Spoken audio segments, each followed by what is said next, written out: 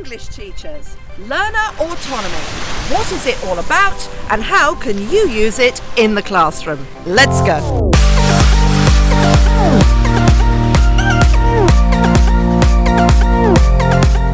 I'm Deirdre Nicholas from Palm Tree Teaching TV, teacher, speaker and your personal English language coach.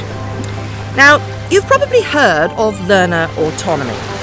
Learner autonomy was first discussed in English teaching over 30 years ago and has been talked a lot about by academics. So I'm going to explain this powerful tool that will boost your teaching and make your students better learners. And watch to the end to get practical help with how you can use it in the classroom. So, what is learner autonomy? It's about learners taking responsibility for their own learning, both what they learn and how they learn it. Now, as a teacher, don't worry that you may be losing control of your students. You're not, because by guiding them to be better, more independent learners, you're helping them. And without you, they would not be able to do any of this. You're very much in charge of the whole process. You, as the teacher, will be encouraging your students to find ways of learning that suits them, what works for them and means something for them. So therefore you'll improve the quality and the results of their language learning. You'll help learners to understand their learning and become aware of their own strengths and areas that they need to work on. You will be teaching students to evaluate themselves and what to do to improve. And you will guide students to work outside the classroom too, to build on their English. So you teachers are incredibly important for learner autonomy. It just can't be done without you. It is you, the teachers, who will help and guide your students in doing this. Show them the way. You're the leader, the director, and the empowerer. So why is learner autonomy important? Well, by showing your students how to be autonomous learners, you will set them up successfully for life. By creating autonomous learners, you'll help them think critically about their learning and understand what they need to do to improve. Now, research has shown that good learners are autonomous and successful people are autonomous as well. And this skill starts at the age of 11. So doing this at school, helping them at that age, is the perfect time. And you can build all this into your lessons. Even if you have to follow a course book, which I know many of you have to do, you can still help your students to be autonomous learners. So how can you do this in the classroom? Well, there are lots of ways that you can engage your students in their learning with resources, technology, different classroom relationships, and so on. But the most important thing to do is to raise your students' awareness of their learning. How do you do this? Well, every lesson or every week, whatever is right for you and your class, get your students to write down the answers to these questions. What have you learnt? What have you found easiest? What have you found most difficult? What do you think you could do to improve? So already they're becoming aware of where they are in the learning process and they're more active in their own learning. And as a teacher, you can tell them what you'll be doing in the lesson and why they're doing it. It helps them to understand the learning path that they're following. To us! We're off to see the wizard, the wonderful Wizard of Oz. We hear he is the Wizard of a Wiz, if ever a Wiz there was. If ever a Wiz there was, the Wizard of Oz is one because of the wonderful things he does. We're off to see the wizard, the wonderful Wizard of Oz. The second thing you can do is get them to assess themselves.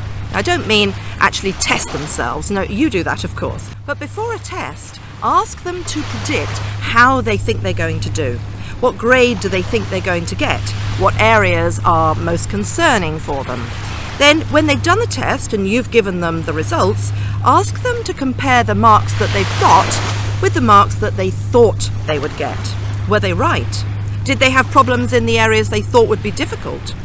And ask them how they think they can improve. For example, do they need more resources, more exercises, online work, or whatever they need? Number 3, don't just give them the answers immediately. Ask your students to share their answers in class first. Get your students to explain their own answers, why they think they're right, and discuss this with their friends in class. This will create a great debate and will increase their confidence in their own opinions too. Oh, before I go on to the next practical way you can encourage your students to be more autonomous, don't forget to hit the subscribe button and the bell so that you don't miss any of my videos and lessons. And of course, if you would like to have me as your personal coach or your teaching coach as well to give you some consultancy or online teacher training, do email me on the email below this video, deirdre@palmtreeteaching.com. I'd love to hear from you and to be able to help you. Number 4, menu lessons. Now, menu lessons are great for many reasons. And I don't mean lessons about food. I mean giving a menu, a list of choices of activities and exercises for your students. Firstly, of course, menu lessons provide more choice for the learners to choose their own way of learning, but also for creating differentiation in the classroom. By having menu lessons, your students, whatever level of ability they are, will always be able to find something which they can access and do. And of course, this increases their engagement in the whole learning process. So you could offer a menu of skills work, vocabulary building, working from their course book, drama activities, anything you want. And it can all be related to the course book that you have to work on as well. And whilst you do this, of course, you monitor and support the students and set targets. Then at the end of the lesson, get the students to share what they've learnt with the rest of the class and get them to reflect on what they've done and why they chose that activity. Your students will love your lessons. Number 5, outside class. Now, learning English inside school is clearly a great start, but to really develop, students need to get into the habit of taking their English outside the classroom. Learning English outside class with your guidance as the teacher will benefit them hugely in terms of their English development and in terms of their skills for life. Now, the internet also means that anyone can find any information, so get them to research things on the internet at home. And digital tools also mean there are lots more opportunities to be more independent as a learner. And they'll have more control over their own learning, and you as the teacher guide them to do this. So, for example, a reading project. Why not give your students reading projects? Get the students to find something they actually want to read. It could be a book or it could be something online.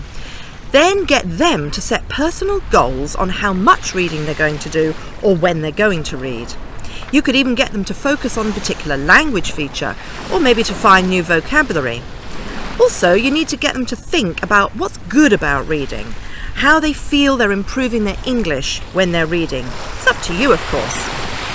The second thing is also, why not give them speaking projects?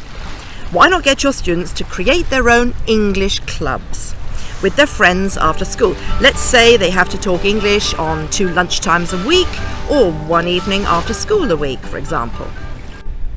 Writing projects.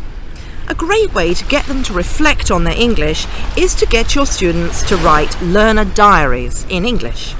Or they could also write a normal diary of what they've done each day, but in English. Experiment project. The goal is to encourage your students to experiment with different out-of-class activities that they do in their free time. You could provide a few ideas yourself, of course, which they can choose from. At the beginning of class, get your students to talk about what they've tried doing, why they chose that particular thing, how they benefited, what they enjoyed, and what they're thinking of doing next. It could be a nice little warmer into your class. Now, of course, I've got lots of other videos on my channel made to support you as an English teacher, which you should watch. And I'll put the links below for you so you can have a look at those after. And I hope you really enjoyed this video. Don't forget to like, share and subscribe to this amazing channel. Enjoy your English teaching, and I'll see you in the next video. Bye!